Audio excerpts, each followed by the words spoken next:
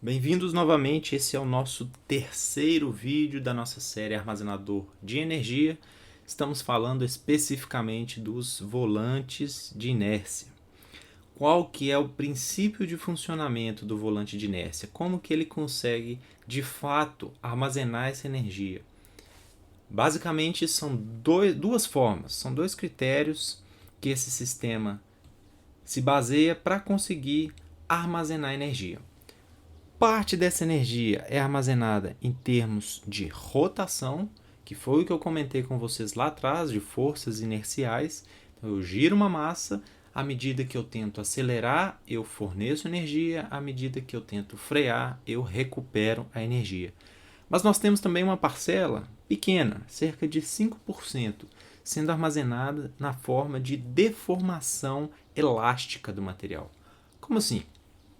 Imaginem uma mola e vocês pegam essa mola e esticam ela.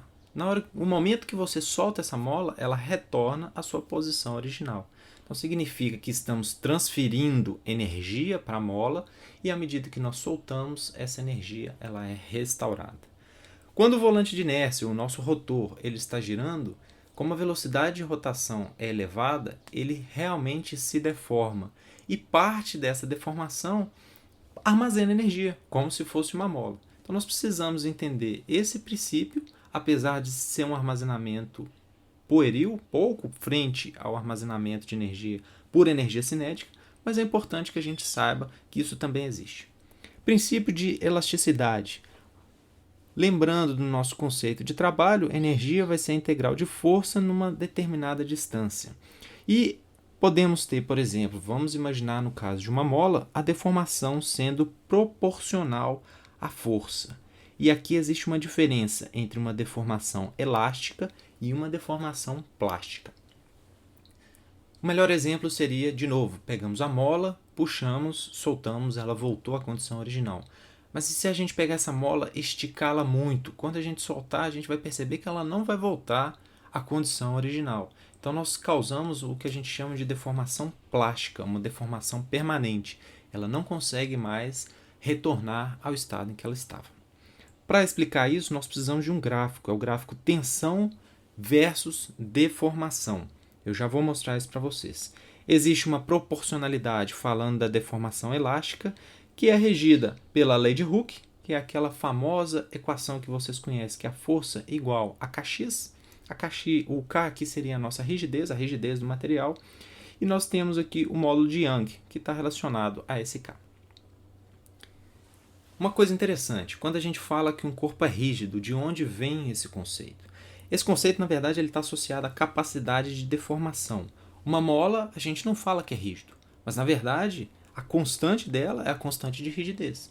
Vamos pegar, então, um bloquinho de aço. O bloquinho de aço, ele é rígido ou ele é, digamos assim, amortecido? A verdade é que a gente consegue pegar esse bloquinho e comprimir ele, esticar ele e cisalhar ele. Então nós conseguimos fazer isso de forma a causar uma deformação elástica. Nós não conseguimos visualizar talvez isso a olho nu, mas é possível sim causar uma pequena deformação e ele retornar ao estado original.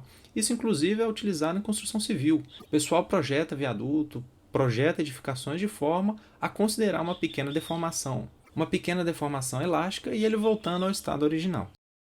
Vamos entender isso através desse gráfico de tração e compressão, mas antes, lembrando, o nosso conceito de tensão seria a aplicação de uma força deformadora por unidade de área. Ou seja, nós temos uma força que é aplicada em uma determinada área, então nós temos vários vetores sendo aplicados, e isso nada mais é do que a pressão aplicada nesse nosso material. À medida que nós aumentamos essa pressão, que é esse eixo ilustrado aqui, nós causamos uma deformação, que é esse eixo ilustrado aqui. Isso vai acontecendo, até chegar num limite. Esse limite a gente chama de limite elástico. A partir daqui, esse material ele apresenta um comportamento não reversível, ou seja, ele se deformou completamente. Até chegar no limite de ruptura, que é quando o material ele de fato se quebra. Então nós temos uma faixa linear e nós temos uma faixa que a gente chama de deformação permanente. Qual que é a diferença, ou como que a gente pode encarar isso em diferentes tipos de materiais? Essa ruptura, por exemplo, ela é diferente para tração e compressão. Comparando o aço, alumínio, vidro, alguns outros materiais, nós temos, por exemplo, o módulo de Young, que é esse carinha ilustrado aqui no gráfico, que é essa constante, e o limite de ruptura. Vamos pegar o caso do aço. Tendo o módulo de Young maior, significa que a força para deformar ele precisa ser muito maior. E o limite de ruptura dele também é muito maior. No caso a madeira, na verdade vamos pegar o osso, que é um pouco menor.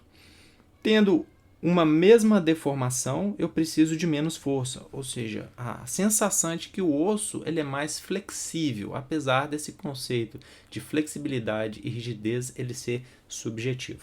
O que a gente mostrou no gráfico é exatamente o que está apresentado nessa equação.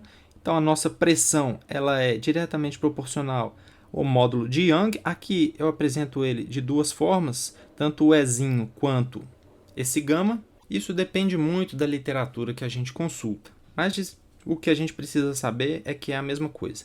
Esse valor ele é semelhante tanto para tração quanto para compressão para o mesmo material. O que difere do que eu falei aqui atrás, apesar do módulo de Young ser praticamente o mesmo para essas duas condições, a tensão de ruptura ela é diferente para os dois cenários.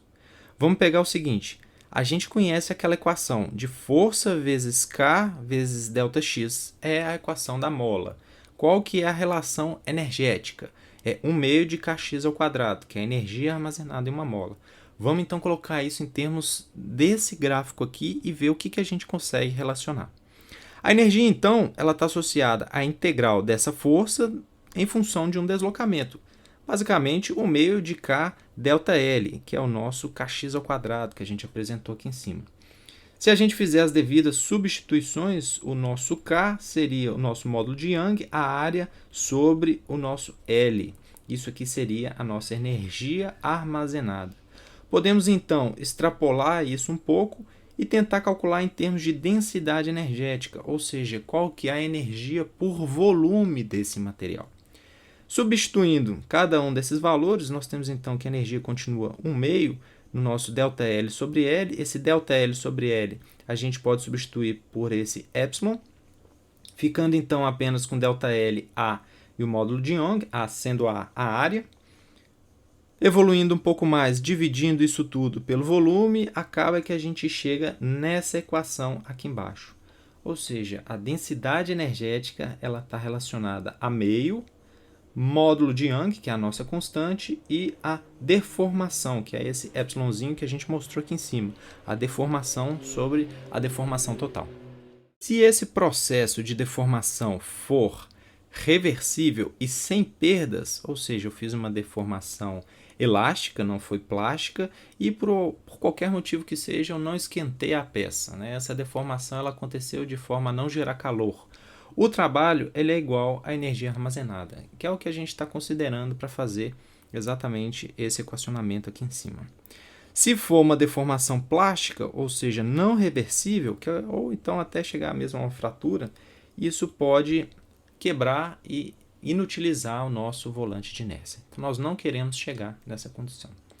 Aproveitando, só porque esse talvez seja o último cenário em que nós possamos falar em armazenadores de energia mecânica, eu trouxe como bônus para vocês, que seriam alguns sistemas armazenadores por energia potencial utilizando a gravidade. Isso também é muito utilizado, por exemplo, em relógios Cuco, que utilizam uma pequena massa que você puxa para baixo e em função de uma mola, uma energia armazenada nessa mola, já que você conseguiu puxar esse pseudopêndulo para baixo, ele consegue fazer funcionar o relógio. Nós temos também um sistema de massa suspensa em plataforma. Nós temos várias plataformas de petróleo offshore, onde o pessoal tem algumas ideias de pendurar uma massa e afundando isso no oceano, de forma a tentar recuperar a energia dessa massa, e quando o pessoal tem energia excedente, eles recolhem essa massa para armazenar energia de forma suspensa. E nós temos também parte dessa energia no balanço do pêndulo independente da amplitude. Aqui só a título de ilustração, qual que é a força de atração entre dois corpos, né? Nós também podemos considerar a equação básica, que é o mgh, para a gente conseguir calcular a energia potencial armazenada no corpo.